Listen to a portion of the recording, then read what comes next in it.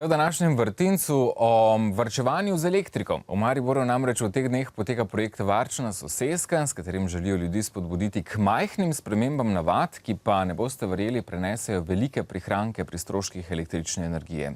No, s tem ne privarčujemo le denarja, pač pa tudi zmanjšujemo izpuste ogljikovega dioksida. Več o varčevanju z energijo z doktorico Vlasto Kremelj, direktorico Energetske agencije za Podravje. Doktorica Kremeljeva, dobro jutro. Dobro jutro. Kot rečeno, majhne spremembe naših navad, nevelike investicije so dovolj za prihranek. Kako? Tako kot vemo, imamo ljudje zelo radi neke rutinske zadeve in se včasih niti ne zavedamo, da je kakšna naša rutinska zadeva, kot je gretje vode za kavo zjutraj ali pa kuhanje testenin, povzroča večjo rabo energije, kot bi jo lahko. In potem, če takrat samo malo razmislimo, to ne pomeni, da si mi ne želimo varčevati ali pa da nočemo, ampak včasih se samo ne spomnimo, kako bi lahko res čisto enostavno dali pokrovko na lonec in s tem prihranili tudi 10–15% električne energije, kar se potem vedno pozna seveda tudi pri stroških. Praktično brez odrekanja neki komoditeti, lagodnosti življenja se po nekaterih izračunih lahko prihrani celo do 20% električne energije.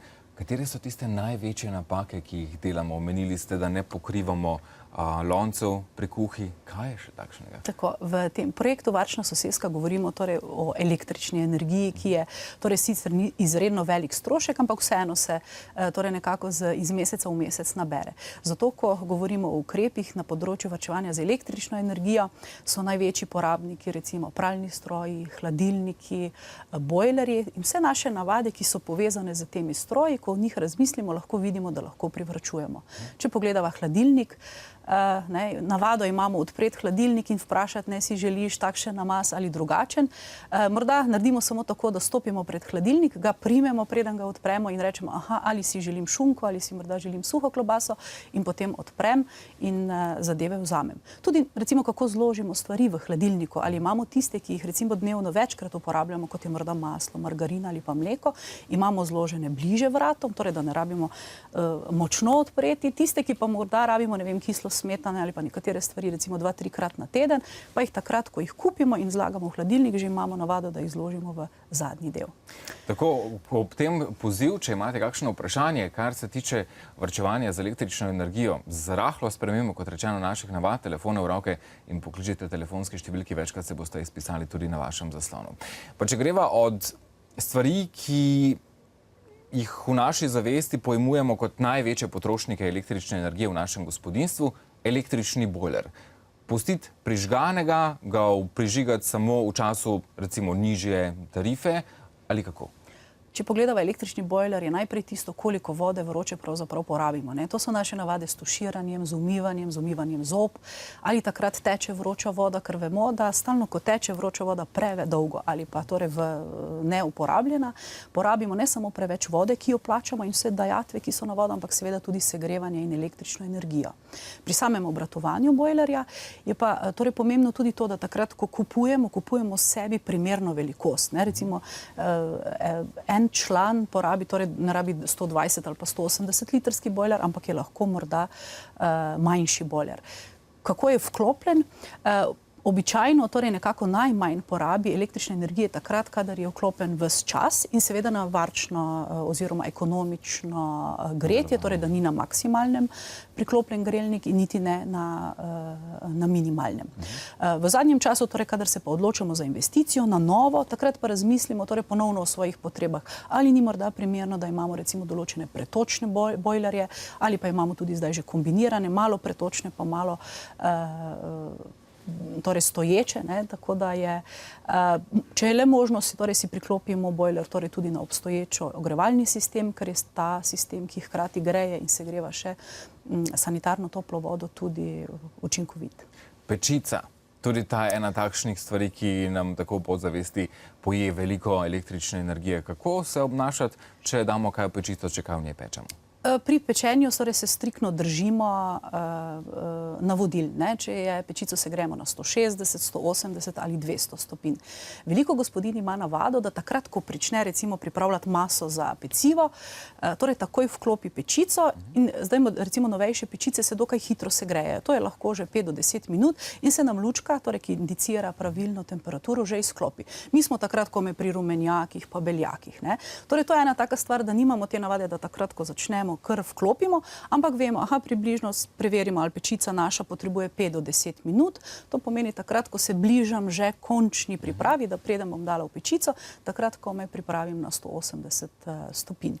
Odvisno seveda tudi recimo od vrste hrane, ki jo pripravljamo. Nekatera je celo zaželjeno, da malo pred koncem pečico lahko že izključimo in še naslednjih recimo 5 ali 10 minut je pečica, če ne odpremo, torej še vedno drži 180 do 200 stopinj. In večina sodobnih pečic ima tudi tako imenovano ventilacijsko gretje, ki porabi še nekoliko manj energije. Manj energije in še običajno se hrana v njej hitreje speče. Zaradi tega, ker je temperatura enakomerno porazdeljena in kroži. Zato, če imamo recimo starejše recepte, kjer pravijo, da se biskvit peče, 40 minut, je morda lahko potem v tej ventilatorski pečici 30 minut. In dobro je, da se nekako navadimo, da malo stestiramo enkrat ali dvakrat, ali naše običajno pecivo, ki smo ga prej pekli 40, ni morda že pečeno tudi pri 30 stopinjah. Nekoga ima v tem trenutku že na telefonski liniji. Lepo pozdravljeni, izvolite.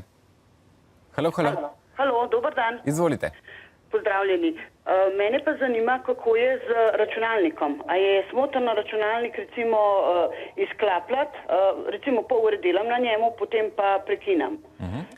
A ga moram izklopiti iz omrežja ali s tem priklopljenju? Najlepša hvala za vaše vprašanje. Tako sodobna tehnologija nam je prinesla milijon napravic, ki so vse vtaknjene v električne vtičnice, razdelilnike.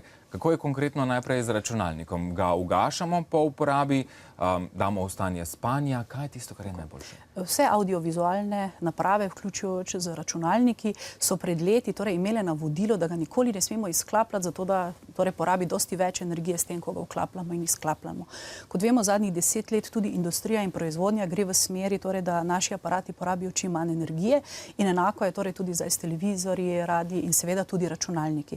Pravilno je, da takrat, ko ga ne uporabljamo, ga vključimo tudi iz vtičnice. Da ne pustimo, običajno naredimo tako, da imamo polnilec in potem samo računalnik, sploh če recimo prenosni izključimo, ta polnilec pa pustimo v vtičnici.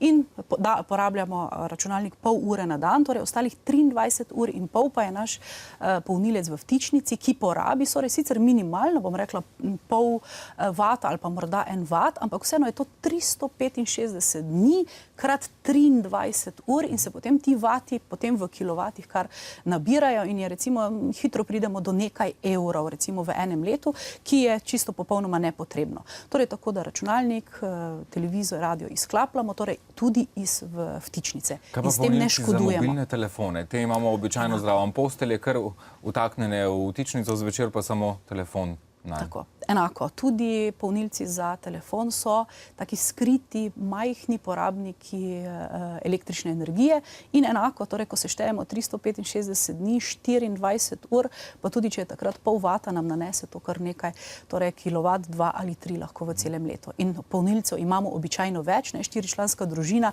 ima najmanj 4, pa še kakšnega za rezervo v dnevni soli ali jedilnici, zato da je takoj pri roki, je to 5-krat pomnoženo z vsemi dnevi in urami. Obdelala sva bojler, pečico, hladilnik. Kaj je še v gospodinjstvu takšnega, kar nam običajno tako nevede odžira kar precej energije? Morda se še pralni stroj pa sušilni stroj. Pralni stroji so, torej sploh če so novejši, izredno energetsko učinkoviti. Vendar, če nepravilno peremo, kaj pomeni nepravilno? Velikokrat imamo navado, pa običaj, da danes nekaj nosim, potem bi pa želel kar pojutrišnjem to spet nositi. Seveda potem nastanete samo 2-3 majice. Vsi imamo običajno v družinah večje pralne stroje, 5, 6, 7 kilogramski so že danes, in če mi damo v pralni stroj torej samo kilogram ali 2 perila in če za to ne uporabimo posebej za to prilagojene programe, ne, da gremo kar klasično, tako kot vedno peremo kar na 40 pa bo, ki je namenjamo recimo 4-5 kilogramov perila, potem porabimo, ne glede na to, da je recimo stroj varčen in da ne glede na to, da kontrolira količino vode, vseeno torej več energije, kot če počakamo 4 in 5 dni, pa se nam ta količina nabere. Kaj pa temperatura pri pranju? Namreč sodobne pralna sredstva pravijo, lahko peremo pri nižjih temperaturah. Največje vprašanje je med tistimi 60 stopinjami ali 90, zato ker večina tkanin ima nekako mejo, torej do 40 stopinj so takšne, potem so pa tiste bombaši njemu podobne, torej s katere peremo 60 ali pa 90. In v prejšnjih časih je nekako bilo, ne, vse spodnje perilo, pa vse belo perilo se mora, kuhinjske krpe prati na 90 stopinj. Takrat so bili tudi pralni praški, pa torej drugi detergenti prilagojeni oziroma so imeli manjšo učinkovitost in seveda je bilo potrebno tako po domače skuhati perilo, da je bil res, bom rekla, tudi biološko ali pa bakterijsko čisto. Medtem ko današnja pralna sredstva omogočajo enak učinek, torej že tudi pri 60 stopinjah in večina torej bakterij in virusov se ob kombinaciji detergenta, torej ki je primeren za pranje pri 60 stopinjah in vodi temperature 60 stopinj, zelo, zelo učinkovito opere. So pa nekateri, bom rekla, še vedno malo, bom rekla, skeptični do tega, morda pa tole ni res, ne, in takšni potem mi svetujemo, nekajkrat perite na 60, potem pa ne vem, tu in tam, pa potem tiste brisače ali pa recimo kuhinjske krpe, ki imajo običajno kakšne madeže, pa ne grejo, torej se pri 60 stopinjah nam včasih zdi, da se ne izperejo, potem pa rečemo, potem pa torej nekajkrat na 60, potem pa kdaj in kdaj na 90.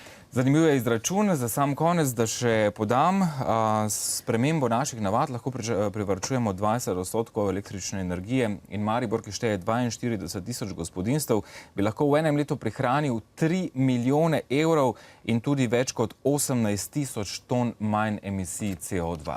To pa je za razmisliti. Hvala lepa, uspešno delo še naprej. Na Energetski agenciji za Podravje namreč dobite tudi številne nasvete, kako se varčno obnašati.